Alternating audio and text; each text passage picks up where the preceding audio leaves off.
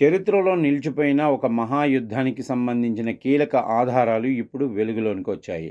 జపాన్లోని నాగసాకి తీరానికి సమీపంలో క్యుషు యూనివర్సిటీ శాస్త్రవేత్తలు సముద్రం అడుగున 700 ఏళ్ల నాటి మంగోల్ యుద్ధనౌక శిథిలాలను గుర్తించారు.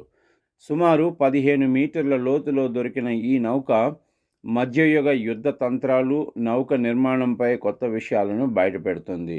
ఒకప్పుడు ప్రపంచాన్ని వణికించిన మంగోల్ సామ్రాజ్యం జపాన్ను జయించాలన్న కల మాత్రం ఎందుకు నెరవేరలేదో తెలుసా? 13వ శతాబ్దంలో మంగోల్ చక్రవర్తి కుబ్లాయ్ ఖాన్ వేల సంఖ్యలో ఓడలు, లక్షలాది మంది సైనికులతో జపాన్పై దండెత్తాడు. అది ప్రపంచ చరిత్రలోని అతిపెద్ద నౌకాదళ యుద్ధ ప్రయత్నాల్లో ఒకటి అని చెప్తారు. కానీ జపాన్ తీరానికి చేరుకునే లోపే ప్రకృతి మొత్తం మార్చేసింది. భీకరమైన తుఫాను కామికేజ్ మంగోల్ నౌకాదళాన్ని పూర్తిగా నాశనం చేసింది. వేలాది ఓడలు సముద్రంలో మునిగిపోయాయి. అప్పటి నుంచి కూడా ఈ ఓడలు ఎక్కడ ఉన్నాయో కూడా ఒక పెద్ద మిస్టరీగా మిగిలిపోయింది. ఇప్పుడు ఆధునిక అండర్ వాటర్ టెక్నాలజీతో ఆ రహస్యం బయటపడింది.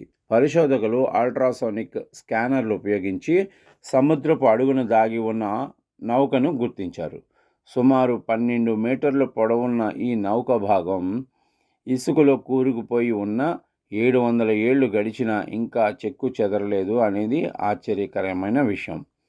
ఇంకా ఆశ్చర్యం ఏంటంటే ఈ శిథిలాలతో పాటు మట్టి పాత్రలు, రాతి లంగర్లు, ఇనుప కవచాల ముక్కలు కూడా లభించాయి. ఇవి ఆ కాలపు సాంకేతిక పరిజ్ఞానాన్ని, మంగోల్ చైనా సంబంధాలను కూడా చూపిస్తున్నాయి. చరిత్రకారుల ప్రకారం 1274 మరియు 1281 సంవత్సరంలో 2 సార్లు వచ్చిన భారీ తుఫాన్లు మంగోల్ సైన్యాన్ని చిత్తు చేశాయి.